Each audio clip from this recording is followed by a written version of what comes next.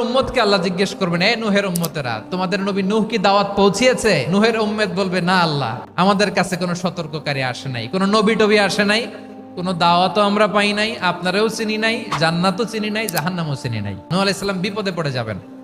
তখন আল্লাহ বলবেন, নূহ তুমি বললা পৌঁছিয়েছো, তোমার উম্মত বলে কিছু পায় নাই। নূহ তোমার কি কোনো সাক্ষী আছে? নূহ আলাইহিস সালাম বলবেন, আছে। কে?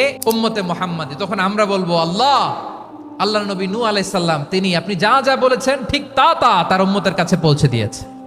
এবার নূহের উম্মতের সাথে আমাদের ঝগড়া লাগবে। তারা বলবে, তোমরা আসছো আমাদের হাজার হাজার বছর পরে, তোমরা কি করে জানলা? তোমাদের সাক্ষী ধর্তব্য হবে না? আমরা বলবো, আমাদের কোরআনে তোমাদের নবীর কথা আল্লাহ আমাদেরকে জানিয়েছেন, দিন রাত এক করে তোমাদের কাছে তিনি দাওয়াত পৌঁছেছেন। তোমরা কানের মধ্যে হাত দিয়ে রাখতা, চেহারাটা কাপড় দিয়ে ঢেকে রাখতা, আল্লাহর নবী নূহকে পিটিয়ে ছালা দিয়ে পেঁচিয়ে তোমরা পাহাড়ে রেখে আসতা, সব আমরা জানি।